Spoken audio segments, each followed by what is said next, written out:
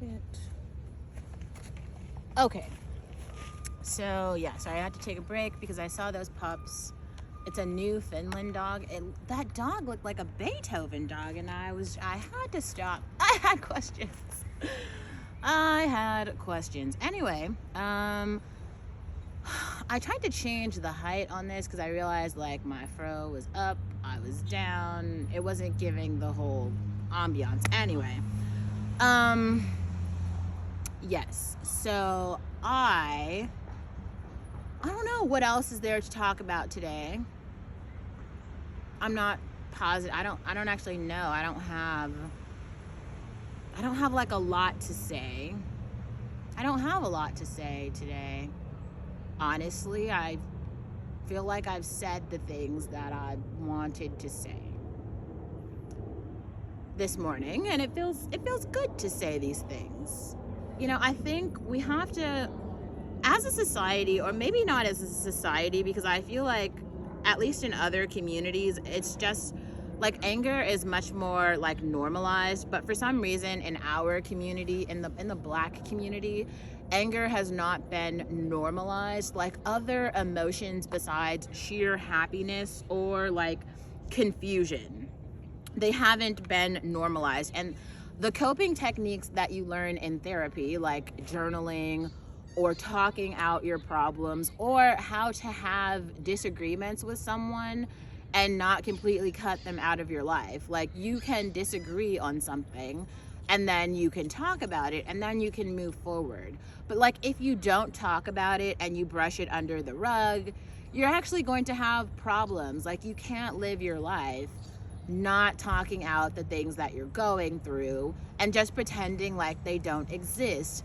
This is why it's like all the things that I do, they seem so abnormal to so many people. Oh, he's so funny. The dog, he thinks like I'm gonna throw the ball. He's just looking for someone to throw the ball. Like he's just anyone who, we've got another one. There's so many. Anyway, yeah, we have to normalize actually dealing with the discomfort and the other emotions that are not happy or sad. And also, like, not every day. Every person does not strive to look like a supermodel every single day. And I'm just really tired of the standard for Black women to be like Tyra Banks on the catwalk or Beyonce in some fucking music video every single day. Like, I'm sorry, I'm not gonna look like that. And like, honestly, yeah, the pictures, like, yeah, I clean up nice, but I'm not gonna do that shit every day. Honestly, nobody looks like that every day. Even those women do not look like that because they get like brushed up and photo edited. This is called the Adobe Suite, the Adobe Creative Suite, right? They're literally editing that shit so that you're able to photo edit however way you want to look. Nobody like actually looks like that walking down the street. That's not reality. And I don't know who said or who pretended like that was reality. Like, it's not. It's not. And also, I think we just have to normalize like women having opinions. And I mean okay, so let me not say that. Well, I'm saying women because specifically what I've seen and in my lived experience, women are the ones who are being silenced. It's always like you'll see some woman there and it's like, this bitch is having an experience, whatever she's going through. And I'm just saying, like, why isn't anybody asking her how she feels or like talking it out with her? And there's a bunch of dumbass dudes who like, they're always the ones talking and nobody like corrects them about anything, but they're always wrong. It's like, I listen to these bros and it's like, dude, you're so fucking dumb. And honestly, I'm really confused how you have access to any women at all. Like, all of it in my mind is just so confusing. I swear, it's like every day I go out and I'm just like, she is way too good for him. It could be like the ugliest, most dusty girl and I'm still like, she's way too good for him. He deserves nothing. Like, I am so confused why he has any access at all. Like, honestly, all this bitch needs is one little job and she should count her pennies and escape him altogether because he's trash. And it's like every single day, like, no one can convince me of anything else. I am pretty solidified in my understanding of society at this point. And there's not much that anyone could do to like change my mind about it. Because I've been observing for a long time. I am an observer. And I've been trying to go into different communities and be around different ethnic groups and different socioeconomic classes, different parts of the United States and abroad. And I'm telling you, I've seen a lot of shit. But I know what I'm fucking saying. Like, I'm right. I am right.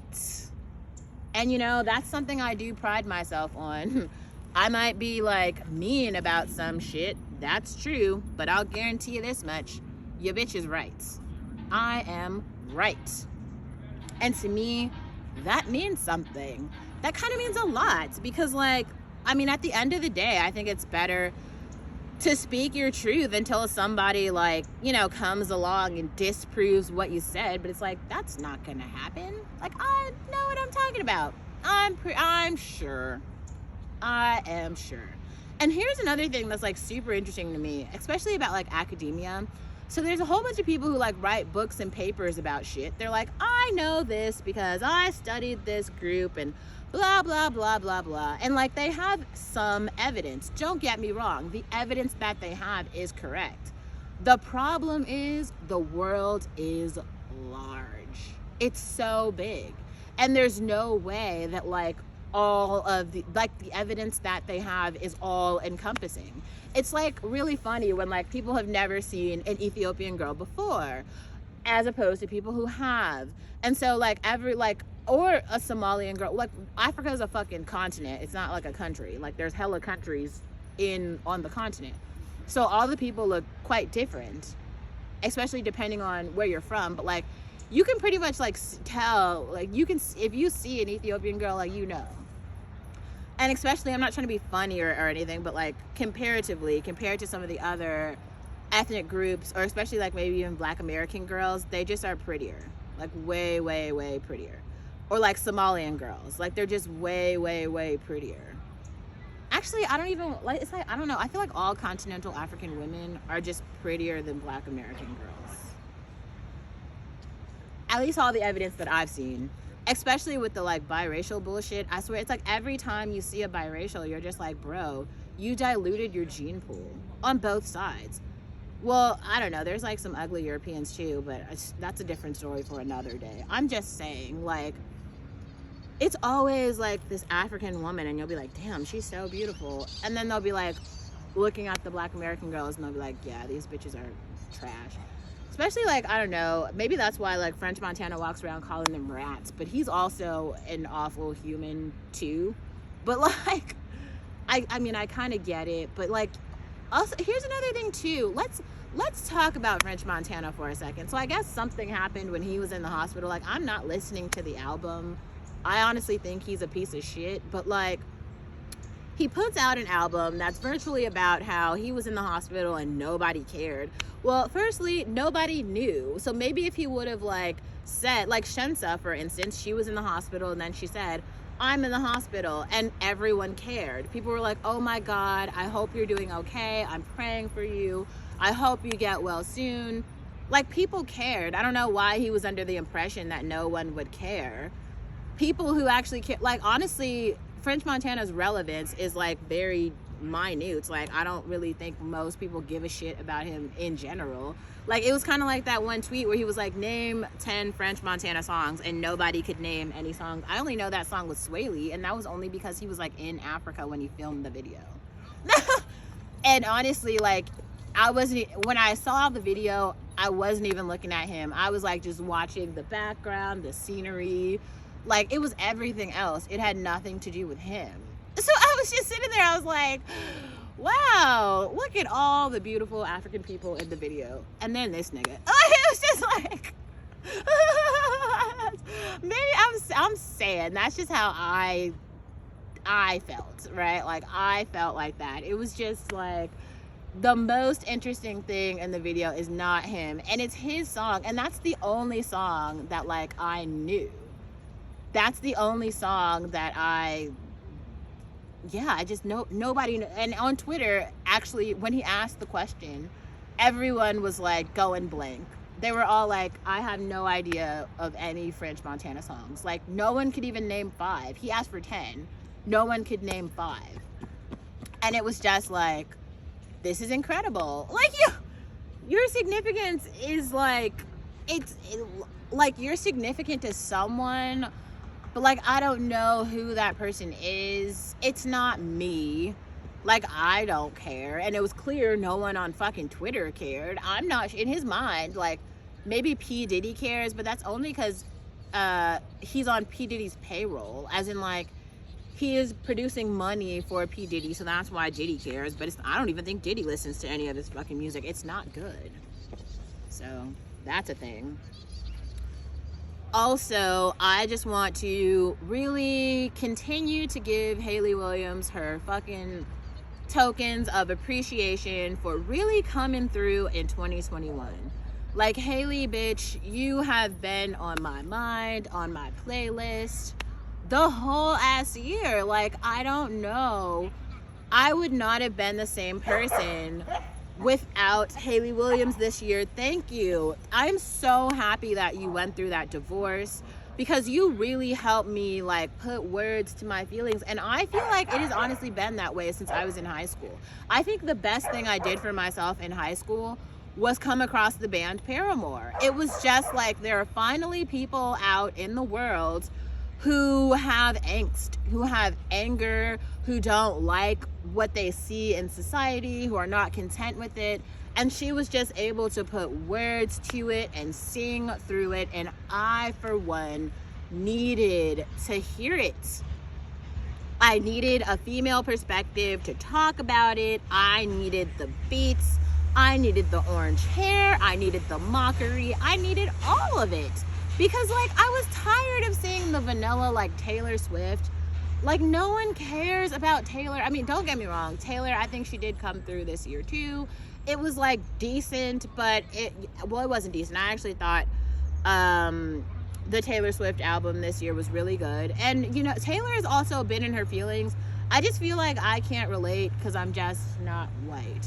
And maybe that's another reason I really feel like it's important for me to come on and say shit and talk about my own experiences, because so many of them are racialized. Like, niggerdom is a real thing, you know what I'm saying? And it's kind of like, I can't pretend like it doesn't, like, it's like I'm not experiencing it, right? Like, I can't make the things up that I went through with Mello. I don't want those things to be true, but it's like, he's a trash dude. Or the sheer shit that Sean did, I can't even. It's like, sometimes it's hard to believe that these people have lived this long. They probably should have died out a long time ago. And it's like, they didn't. And I question how. Like, how did you survive this long? I don't know. And it seems very unlikely that they're going to, like, keep going or be able to procreate. Like, I'm not convinced. I'm not convinced. Anyway, to anyone else who's still here and around, I will say this. You gotta have a voice, honestly. If nothing else, you gotta speak the fuck up. You have to. Because, like, there's, like, you know, this is really something that I felt like. I felt like I understand so many communities, so many different communities. So, like, I understand the people from, you know, West Oakland. I also understand the people from downtown, and the people from Manhattan, and the people from Mississippi, and the country bumpkins, and the hillbillies, and the Ethiopians, and the Ghanaians, and the Nigerians. I feel like I just understand the culture from so many groups that I'm able to, like, maneuver in and out of these groups and interact with the people in all of the groups. And other people are unable to do that because they just have not had my lived experience.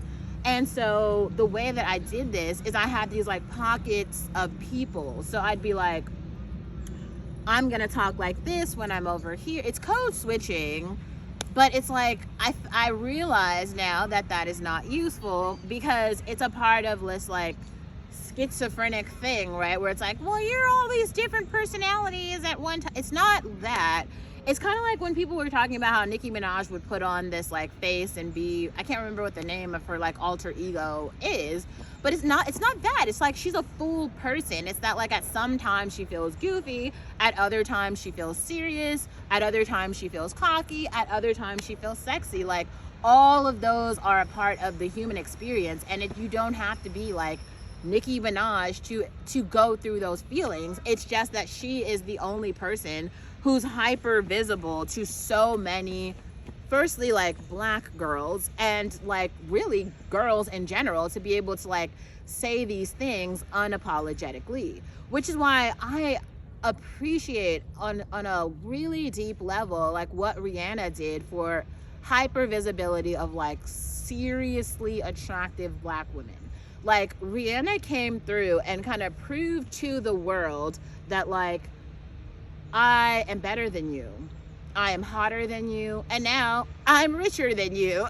It's just, I'm so here for it. Like Rihanna should have her own blog. Like I'm here for her Twitter being like, hey Kendall Jenner bitch, if you don't like something about my show, you don't have to come.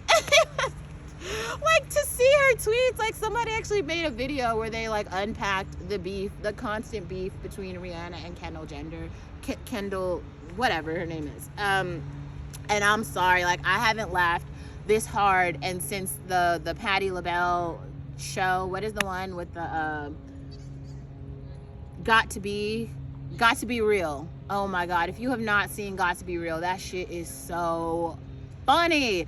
It's like all the divas just like coming at each other. It's like Beyonce and Rihanna and Toni Braxton and it's so Mariah Carey. It's just so funny. Like it's just so funny. I haven't seen that. Every time I watch that show, I just feel like I honestly piss my pants. I can't lie. It's so funny. Like it's so funny.